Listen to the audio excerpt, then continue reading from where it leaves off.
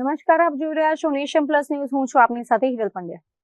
આજે વર્ષની પવિત્ર ગણાતી અંગારકી ચતુર્થી છે, ત્યારે સંસ્કારી નગરી વડોદરાના મંદિરોમાં વહેલી સવારથી જ ભક્તિમય માહોલ જોવા મળી રહ્યો છે.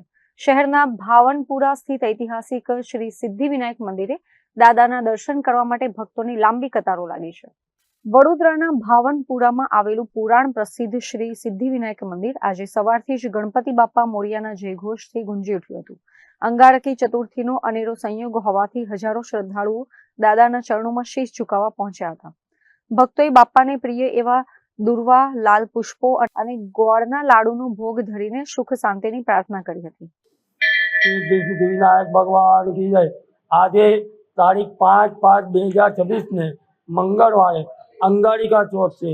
આ દિવસે અંગારક દોષ હોય, શ્રાપિત દોષ હોય, પિતૃ દોષ હોય તો પણ આ વૈશાખ મહિનામાં જે અંગારિકા ચોથનું વ્રત કરે છે, પૂજન કરે છે, દુર્વા પદ્ધતિ અર્ચન કરે છે, તેમાં જે પણ ભક્ત ગોળના લાડુ ધરાવે છે ભગવાનને, તો ભગવાન ગણપતિના ખુશ થાય છે.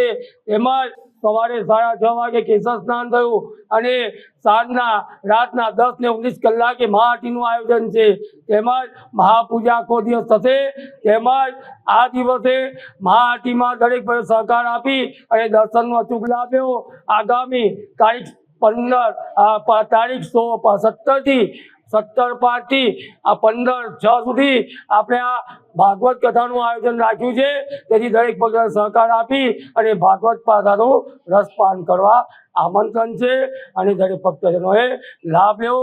શ્રી સિદ્ધિવિનાયક મંદિર, ભાવકરણ ગલી, પૂજારી શૈલેષ મહારાજ. જય ગણેશ. અત્રે ઉલ્લેખનીય છે કે અંગારકી ચતુર્થીના પવિત્ર અવસરે શ્રી સિદ્ધિવિનાયક મંદિર ખાતે આજે રાત્રે 10:19 ભવ્ય મહાઆરતીનું આયોજન કરવામાં આવ્યું છે, જેમાં મોટી સંખ્યામાં ભક્તો જોડાશે.